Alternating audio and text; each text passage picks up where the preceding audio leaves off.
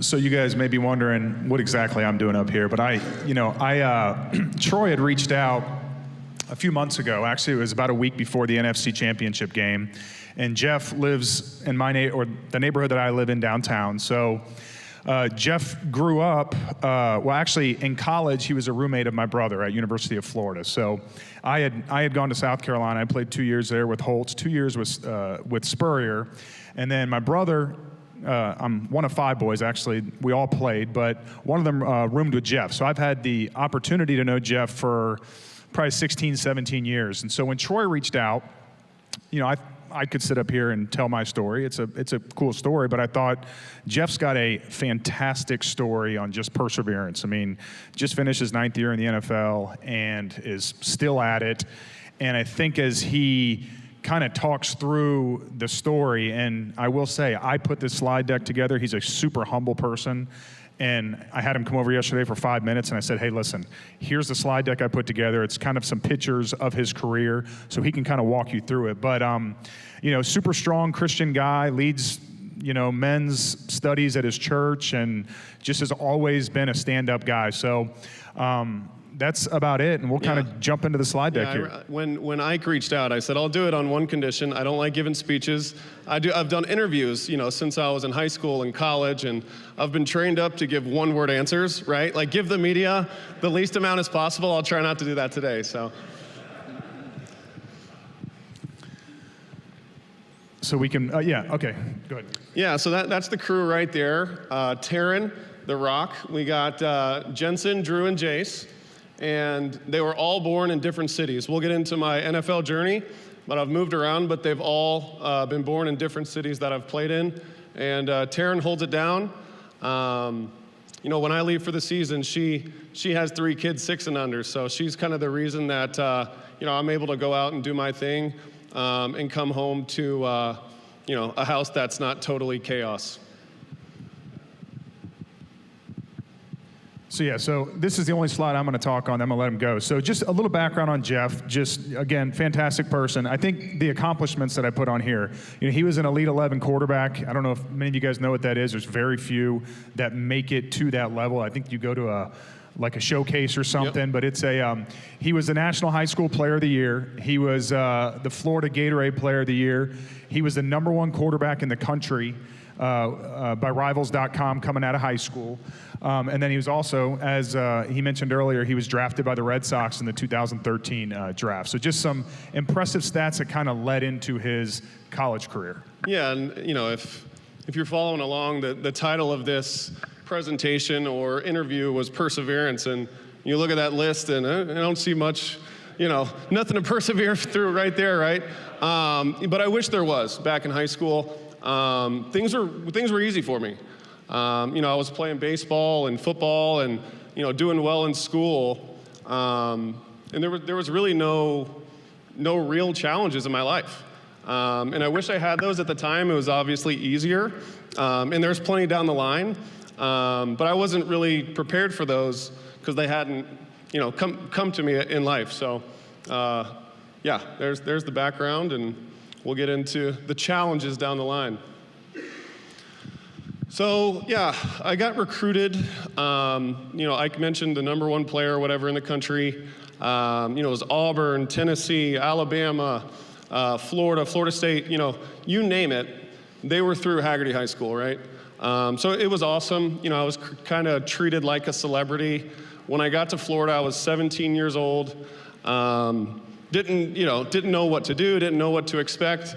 And, people were just going out to the bars and on Friday night or whatever. And I roll in and they basically say, yeah, man, this back of the bar is yours, right? You can bring as many people as you want, hang out here. That was just kind of, how athletes are treated in college. So I was into it. I embraced it. Thought that I was going to be able to do that party life, get really good grades, be the starting quarterback at Florida, get drafted first overall, whole deal, and that wasn't the case. My first pass in my college career slipped out of the back of my hand, so it was a tough start. And then my freshman year, I did not play much. Came in sparingly, was not prepared. Like I said, I was out on the town, expecting it to be easy like it was in high school, and that just wasn't the case. So that was kind of my freshman year. Going to sophomore year, again, the #1 player, 5-star recruit. I was going to be the starter whether I'm ready or not. You're going, buddy. Get ready to go. And we had a nice season. We got up to like #3 in the country. We had a Sugar Bowl berth. We got whooped by Louisville, but that was a different story. So again, on the incline in 2012, things are kind of going how I'd expected them to go in 2012. And all the while, I'm still doing, going to the bars, going out, not doing what I'm supposed to do. And there was this guy who was the team chaplain. I'll never forget him. His name was Don Malden. He'd been there forever, old country dude. And he was hitting me up left and right. Hey, man, you got time for coffee? Hey, can we go to lunch? Hey, can we do this or that? And I always had some weak excuse, why I couldn't spend 15 minutes with him, because I knew what he wanted to talk about. And I just didn't want to have those tough conversations. And that'll kind of come up when I get to 2013. So this, we had a really good year in 2012. I'm going into my junior year now. A lot of players make big jumps from their first year starting to their second year starting. So that was the expectation. Had a really good training camp. Was excited about the season. And the second week of the season, I broke my ankle and tore all the ligaments in my ankle against Tennessee on a pick 6. So that season's dead. Why did I bring up Don Malden? So I was on one of those one-leg scooters. You guys have seen those. So I was rolling around campus. It was hot. I was sweaty. And I stopped in the Gator room. I don't know how many Gators there are in the room, but it's basically like a recruiting holding room for recruits to go sit in before home games. So I stopped in there. I'm hot. I'm wheeling around. And I'm just sitting there in the AC, and Don Malden strolls in. He corners me at this table. He said, "Hey, man, you got a minute?" And I kind of look around like, yeah, I got a minute, Don. Like, let's do it. And so we sit there for, an hour, 2 hours. I think I missed class. And right then and there, gave my life to the Lord. And it was all possible because of a broken leg, right? It would have never happened. I would have, if I was still playing well, I'd have said, "Hey, Don, like, I got practice. I got this or that," So yeah, persevered through a broken ankle with a testimony and being saved. So good trade. All right, we can move on. Yeah, so came back from injury after 13. In 2014 was named the starter. Did not play well, right? Like, I was saved in 2013. I should play good in 2014, right? It didn't work out that way. I did not play well in 2014. Ended up getting benched. After the season, I decided it was better for my career to go elsewhere and get another opportunity, and ended up going to Louisiana Tech. I was there for 7 or 8 months, and really enjoyed my time there. So I spent those 7 months really getting to know the people in northern Louisiana. Great folks. Was part of a Bible study with about 6 or 7 dudes on multiple different teams, not just football, led by another professional, or an older professional football player by the name of Patrick Ramsey, who played quarterback. So it was around men, who I admired, and really grew in my faith in those few months there. All right, so we're going to move through now the NFL career. So we've got about 8 or 9 slides with the team. So yeah. So we're gonna fly through this. We got about 8-9 minutes. Yep. So go ahead and knock it out. Yeah. So I was and when I say projected, right? Like, my agent told me, "Hey, conversations with teams, you're projected between a 3rd and a 5th round pick." Right? So what do? I Google it, or I go on Twitter, and I kind of was seeing the same stuff. And to me, between 3rd and 5th round means, well, it could be 2nd or 3rd. So that's kind of what I was thinking going into the draft. So we had a draft party. You guys have seen those on draft night. people surrounding you, your friends, your family, your coaches, people who have supported you all the way through. We had a draft party on the third day of the draft. So I didn't want to, the first day is the first round, second day is the second and third round, third day is 4 through 7. So we had it kind of in the first half of day 3, and we had a room rented at my parents' kind of neighborhood, community center. And I didn't get drafted till late in the 6th. Our time ran out at the beginning of the 6th round. So we all packed up and moved and went to my parents' house to finish the party up there, and end up getting drafted by the San Francisco 49ers, signed a 4-year contract, and that 4-year contract became void after about 4 months. So I was cut pretty quickly in San Francisco. So there's so many rules in the NFL with logistics, and if this happens, you're eligible to get signed here. So I got cut by the San Francisco 49ers. My wife had moved from Tampa out to San Francisco, shipped her car. She gets there, her car's not there yet. I get cut, then claimed by Cincinnati, and she's still in San Francisco with no car while I'm in Cincinnati. So I was there for, I guess it was 3.5 years. Was the third string quarterback my first year. Broke my hand in preseason the second year, so I was out. And then the third year, I broke my arm. So then year 4, I ended up playing like 5 or 6 games. And a lot of people ask, because I've been on 8 teams in 9 years. A lot of people ask, what was your favorite stop? And hands down, Cincinnati was. I was there the longest amount of time, but it was the people there and the openness in the organization, to be able to gather spiritually.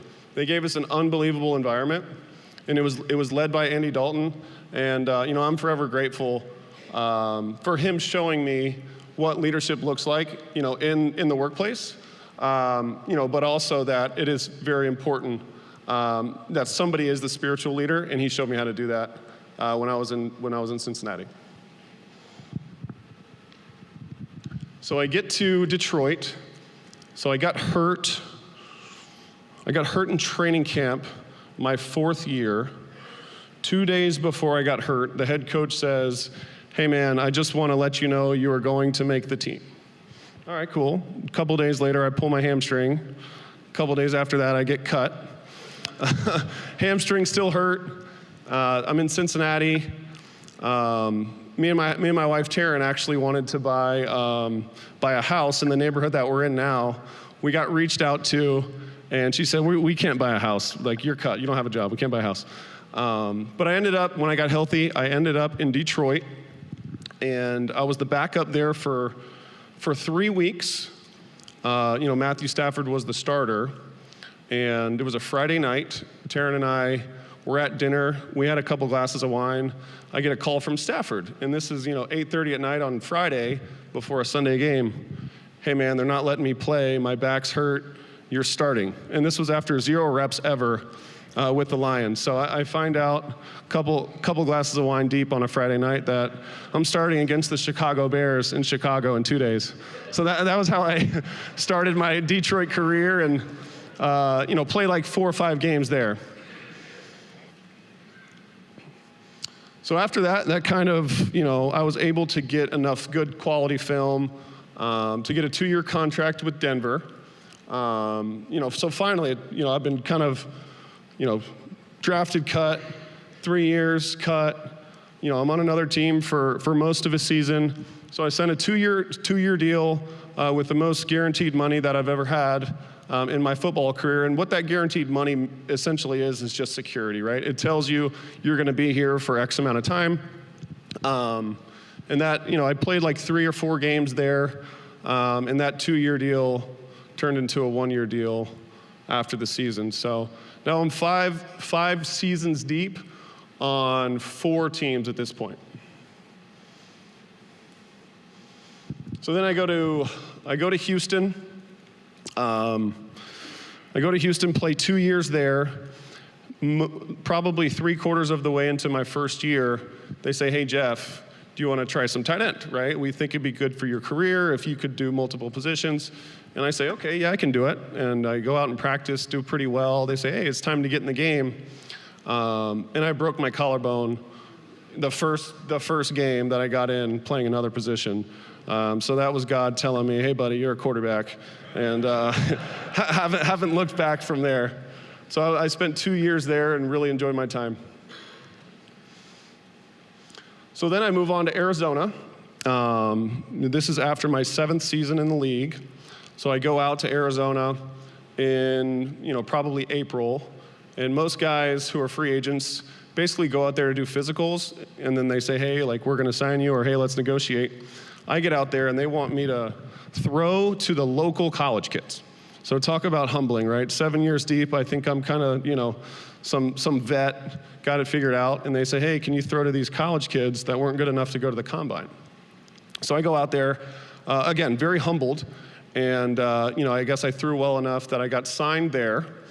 Had a good training camp, was going into the second week of preseason, and I pulled my calf, so I was out for the rest of training camp, get cut at the end of training camp, and they say, hey, man, if you would have never got hurt, you would have been starting week 1 for us. Again, Kyler Murray was hurt at this time, and they said, hey, you would have been starting for the Cardinals had you not pulled your calf.